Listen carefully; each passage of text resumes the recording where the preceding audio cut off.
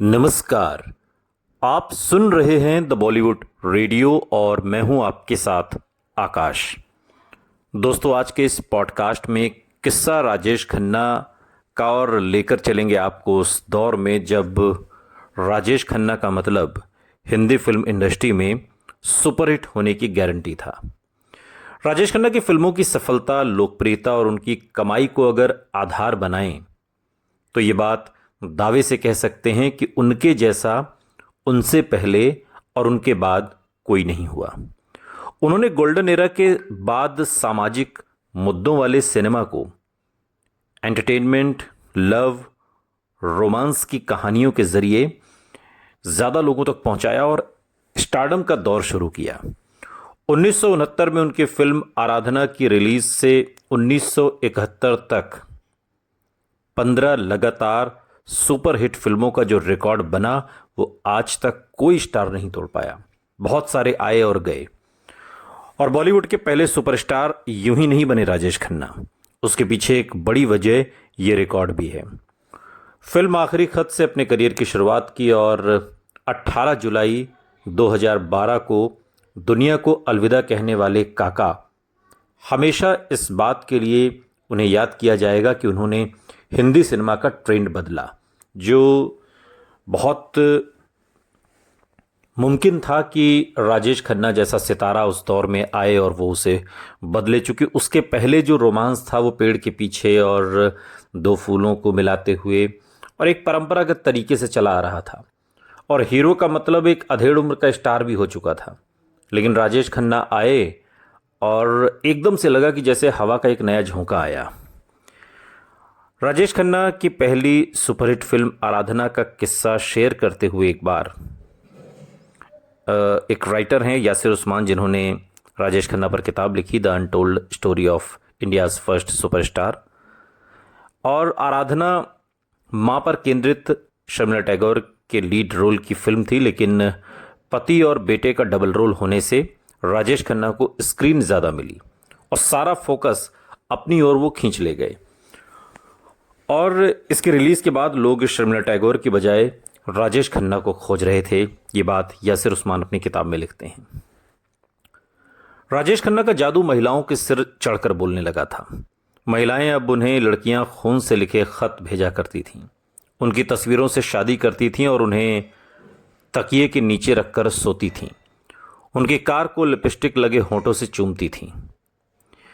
यासिर उस्मान अपनी किताब में कहते हैं कि खून से पत्र लिखने की बात पर मुझे यकीन नहीं होता था, लेकिन उनके लेटर पढ़ने का काम करने वाले एक जो उन्होंने रखे हुए थे, प्रशांत जिनका नाम था, उन्होंने बताया था कि हाँ, ये झूठ नहीं है, खून से लिखे खत आते थे। पता नहीं कि वो महिलाएं अपने खून से लिखती थीं या किसी और के, लेकिन खून से लिखे खत आते थे, ये बात सही है। बाद के दिनों में यासिर उस्मान ने एक इंटरव्यू में बंगाल की एक बुजुर्ग महिला का किस्सा शेयर करते हुए कहा कि वो बताती हैं कि हमने उस दौर में जो देखा है आप समझ ही नहीं सकते। जब हम उनकी फिल्में देखने जाते थे तो बाकायदा हमारी और उनकी एक तरीके से डेट हुआ करती थी।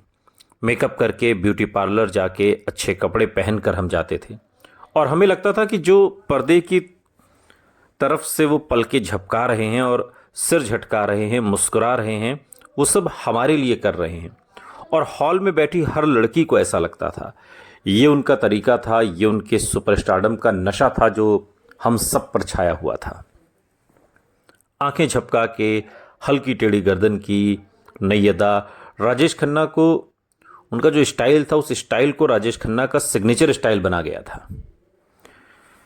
हिंदी सिनेमा में राजेश खन्ना की एंट्री राज कपूर, देवानंद, दिलीप कुमार, शशि कपूर जैसे दिग्गज कलाकारों के समय में होती है।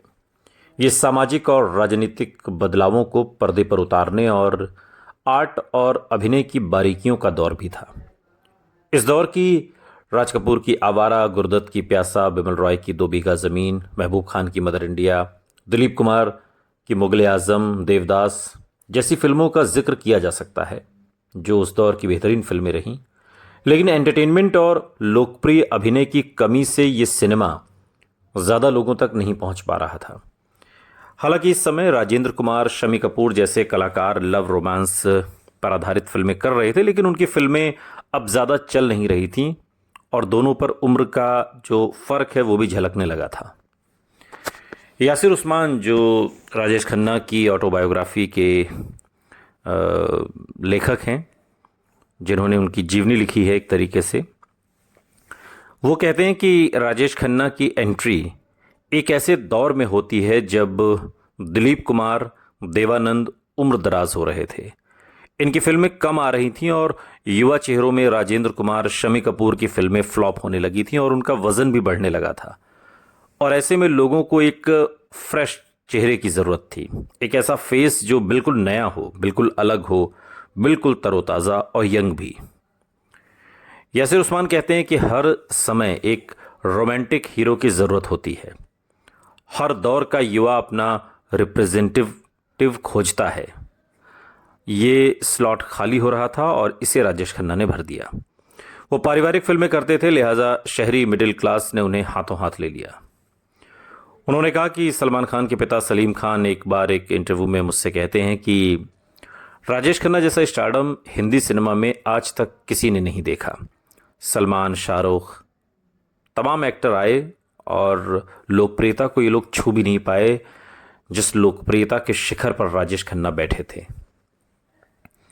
राजेश खन्ना को 3 बार फिल्म फेयर बेस्ट एक्टर का अवार्ड मिला और 1970 से 1987 तक सबसे ज़्यादा पैसे लेने वाले कलाकार भी थे। 1980 से 1987 तक ये टैग अमिताभ बच्चन के साथ भी जुड़ा और उन्होंने 150 से ज़्यादा फिल्में भी की। एक मीडियम के तौर पर सिनेमा पर बात करते हुए एक प्रोफेसर हैं जो जेएनयू में रिसर्चर हैं बेसिकली, श्यामानंद झा, वो एक जगह एक इंटरव्यू में कहते हैं कि राजेश खन्ना के आने पर बेरोजगारी, गरीबी, भुखमरी जैसी तमाम सामाजिक सवाल पीछे चले गए और लव रोमांस सिनेमा के केंद्र में आ गया।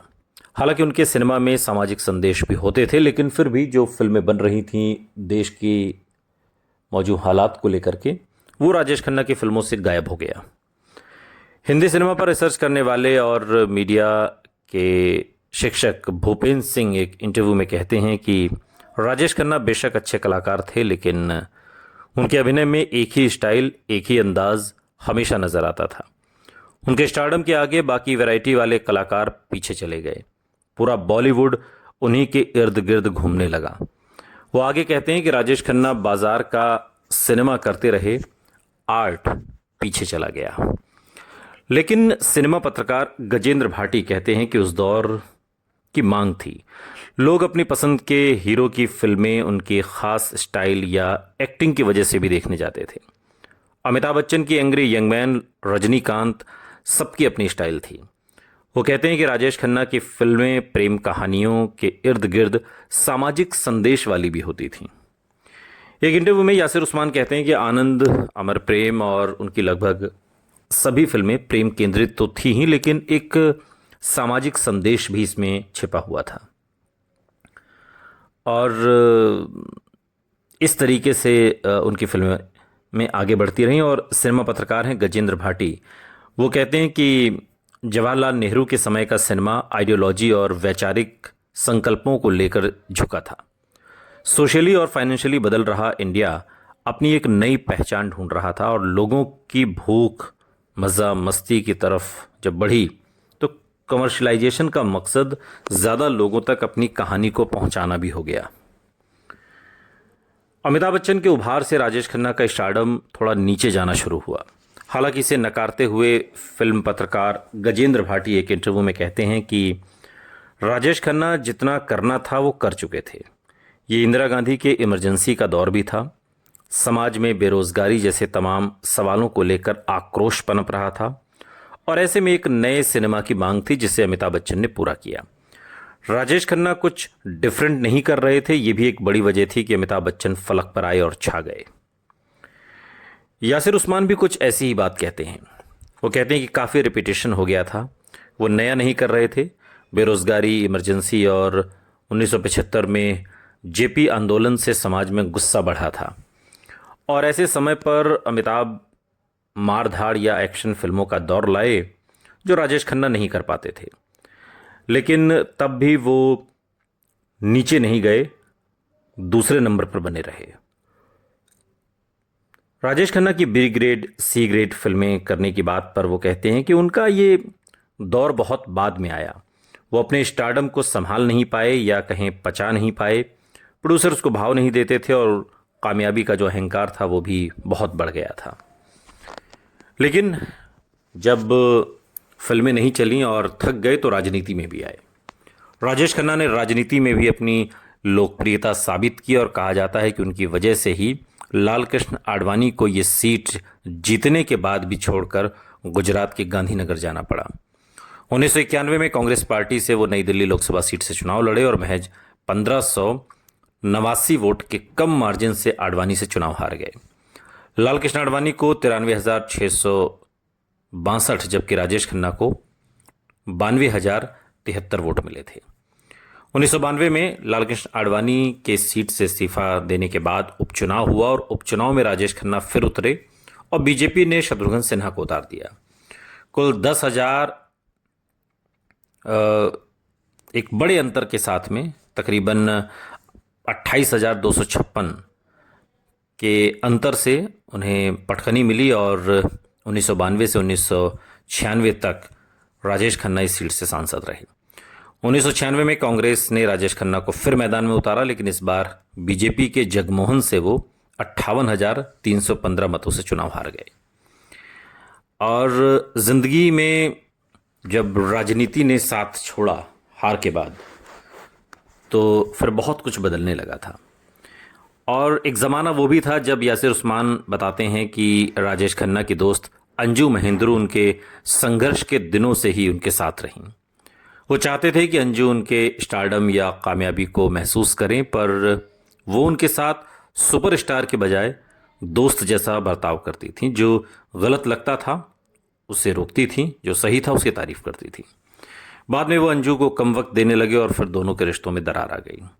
यासिर उस्मान कहते हैं कि इसके बाद राजेश खन्ना की ज़िंदगी में डिम्पल आई। उम्र में बहुत छोटी डिम्पल से उन्होंने 3-4 दिनों में ही शादी करने का फैसला कर लिया। वो कहते हैं कि जब उनकी बारात बांद्रा से जुहू जा रही थी तो उन्होंने उसका रास्ता बदला और अंजू महेंद्रू के घर के सामने से लेकर गए। वो उन्हें जताना चाहते थे कि मैं क्या हूँ। हालांकि बाद में फिर अंजू महेंद्रू से बात के दिनों में उनकी दोस्ती हो गई और चीज़ें, वो कहते हैं ना कि अब पुराना दोस्त वापस लौट आया तो बाकी सारी बातें भूल गए। कई फ्लॉप फिल्मों के बाद राजेश खन्ना ने एक बार फिर सौतन फिल्म से वापसी की। लगा कि पुराने राजेश खन्ना की वापसी हो गई है। इसके निर्देशक सावन कुमार टॉक थे और वो बताते हैं कि फिल्म के दौरान ही राजेश खन्ना का टीना मुनीम से रोमांस शुरू हो गया और डिम्पल कपाड़िया उनके जीवन से बाहर हो गई। जिंदगी वापस लौटती है। यासिर उस्मान बताते हैं कि राजेश खन्ना आखिरी समय में बहुत अकेले हो गए थे। कैंसर के शिकार तो हो ही गए थे। वो बताते हैं कि आखिरी वक्त में इनकम टैक्स विभाग ने उनका बंगला भी सील कर दिया था। वो अपने ऑफिस में रहने लगे थे। पास के मैकडोनाल्ड रेस्तरां में अपना फेवरेट बर्गर खाने और स्ट्रॉबेरी शेक पीने जाया करते थे। यासिर बताते हैं कि वो अक्सर वहाँ जाते थे, इंतज़ार करते थे कि कोई आए और उन्हें पहचान ले। कभी कभी कोई फ़ैन उन्हें पहचान लेता था तो वो बहुत खुश होते थे। सोचिए, किसी ज़माने में उनके पीछे हज़ारों लोग लाइन लगाए खड़े रहते थे और एक ज़माना वो भी आया कि वो चाहते थे कि कोई उन्हें एक अदद नज़र से देख ले और पहचान ले कि ये राजेश खन्ना है। सुनते रहिए द बॉलीवुड रेडियो, सुनता है सारा इंडिया।